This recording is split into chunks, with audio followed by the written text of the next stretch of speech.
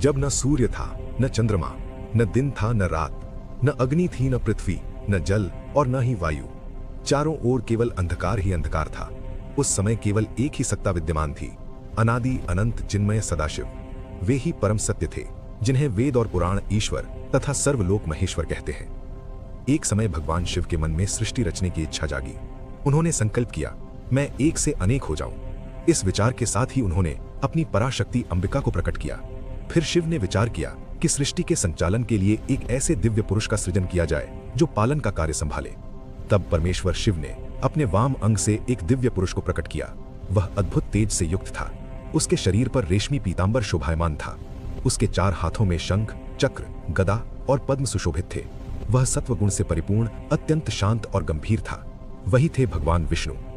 भगवान विष्णु ने शिव को प्रणाम कर कहा, भगवान, मेरा नाम और कर्तव्य बताइए। तब शिव मुस्कुराए और बोले, वत्स, व्यापक होने के कारण तुम्हारा नाम विष्णु होगा। तुम सृष्टि का पालन करोगे।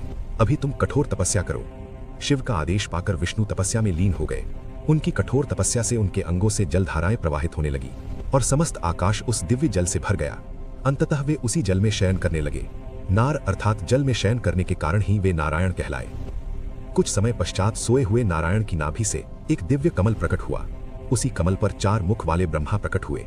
लेकिन शिव की माया शक्ति से मोहित होकर ब्रह्मा अपने उत्पत्तिकर्ता को पहचान न सके। वे लंबे समय तक उस कमल के नाल में भ्रमण करते रहे, परंतु उन्हें सत्य का ज्ञान न हुआ। तब आकाशवाणी हुई, तप करो। ब्रह्मा ने 12 वर्षों तक कठोर तपस्या की। उनकी तपस्या से प्रसन्न होकर विष्णु उनके सम्मुख प्रकट हुए, परंतु उसी समय दोनों के बीच अपने अपने श्रेष्ठत्व को लेकर विवाद उत्पन्न हो गया। अचानक उनके मध्य एक अनंत अग्निस्तंभ प्रकट हुआ। वह अग्निस्तंभ इतना विशाल और अनंत था कि उसका आदि और अंत दिखाई नहीं देता था।